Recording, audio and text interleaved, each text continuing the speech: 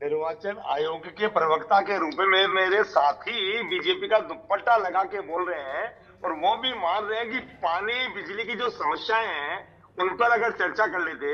मेरे साथी मित्र राजनीतिक विश्लेषक भी कह रहे हैं कि स्कूलों की जो बिल्डिंगें गिर रही है, पानी से सड़कों की जो बेहाल है, उस पर चर्चा कर लेते।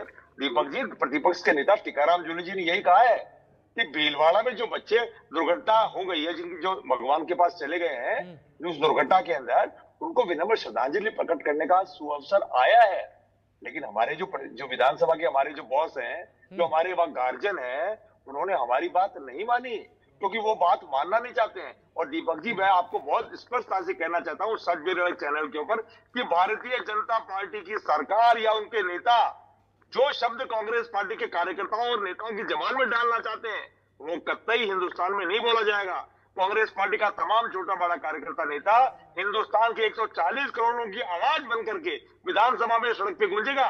राहुल गांधी अपने मुंह से कोई बात नहीं बोल रहे हैं। राहुल गांधी जो आम मतदाता है उसकी तकलीफ को बोलने का काम कर रहे हैं और वही बात आज विधानसभा में उठाने का प्रयास किया। लेकिन भारतीय जनता पार्टी चाहती है कि इनके जो विधि मंत्री बोल रहे हैं ना कि पेपर लीक नहीं हुआ, पेपर लीक हुआ, कोर्ट ने क्या कहा, ये देखिए आप, देखिए राजकुमार जी, अब राजकुमार जी ये बैठे बैठे ये मुद्दे आप यहां गिना रहे हैं, ये मुद्दे टीकाराम जूली जी के साथ में मिलकर कांग्रेस के विधायक वहां पर गिरा देते तो कहां दिक्कत थी इसमें?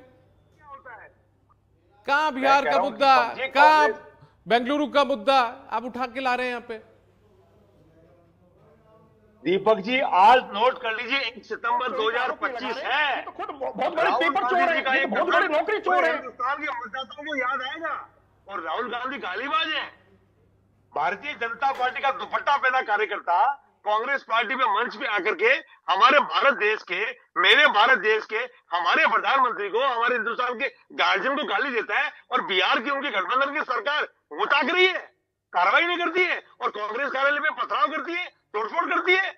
भारतीय जनता पार्टी की सरकार, गठबंधन की सरकार है बिहार में। और मैं फिर कह रहा हूं, कांग्रेस पार्टी का कोई कार्यकर्ता नेता हमारे देश के प्रधानमंत्री को अगर कोई गाली देगा तो बर्दाश्त नहीं करेगा।